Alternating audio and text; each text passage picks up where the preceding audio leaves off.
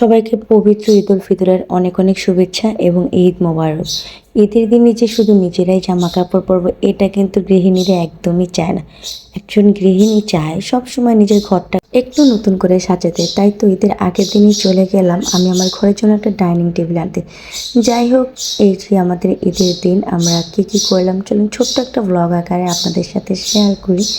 তো আজকে যেহেতু ঈদের দিন, তো আমি এখানে আমার জন্য একটু ফালুদা বানিয়ে নিচ্ছিলাম।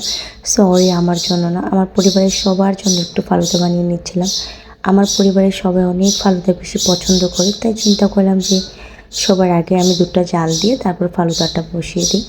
তো যাই হোক, আমি কিন্তু পুরো ক্লিপটা একদমই নিতে পারিনি। আর আপনাদের কার ঈদ কেমন কাটলো অবশ্যই আমাকে কমেন্টসে জানাবেন। তারপরে তো আমার সেমাই কিন্তু এটা হয়ে গিয়েছে। আর এই দুধে ভেজানো লাচ্ছা সেমাইটা কিন্তু খেতে অনেক বেশি ভালো হয়। আর এটা রান্না করা তো খুবই সিম্পল। এটা রান্না মনে হয় আমার কাছে ফাঁকিবাজি রান্না বললেই চলবে। যাই হোক, ঈদের দিনে মেয়েরা হচ্ছে এই সংসারে কাজকাম নিয়ে ব্যস্ত থাকে। আপনাদের ভাইয়া যেহেতু নামাজে চলে যাবে, আমি সবসময় চেষ্টা করি তার জন্য নামাজে যাওয়ার আগে তাকে আমি একটু সেমাই খাইয়ে দিতে। আর এটা নাকি আমাদের ইসলামেরও নিয়ম। যাই হোক, উনি খালি পেটে গেলে আমার একটুখানিও ভালো লাগবে না, যার জন্য হচ্ছে ওনার জন্য আগে থেকে আমি সেমাই সব কিছু প্রিপারেশন করে রাখছিলাম। তারপর হচ্ছে ফালুদার যে জেলুগুলো ছিল ওই জেলুগুলো আমি এখন ফালুদার সাথে মিক্স করে নেব। বাই দ্য ওয়ে, আপনাদের কার কার বাড়িতে কী কী ডিশ রান্না করা হয়েছে অবশ্যই আমাকে কমেন্টসে জানাবেন। তো আমার এই ম্যাঙ্গো ফালুদাটা অনেক বেশি পছন্দ। আর ফালুদা যেহেতু এখন প্যাকেটের বের হয়েছে, রাঁধুনি আমাদের জীবনটাকে অনেক সহজ করে দিয়েছে, যার কারণ হচ্ছে আমার ফালুদা বানাতে কোনো প্রকার ঝামেলা হয় না।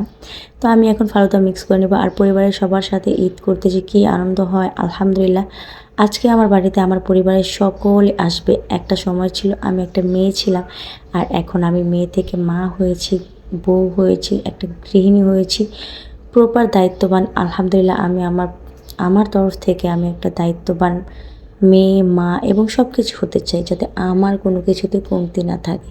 যাই হোক, আমার পরিবারের সবাই আলহামদুলিল্লাহ এখন চলে এসেছে, যার কারণ হচ্ছে আমি তাদের সবার জন্য ফালুদা সার্ভ করে দিচ্ছি। আর সবাই মিলে একসাথে আসলে কিন্তু অনেক বেশি ভালো লাগে।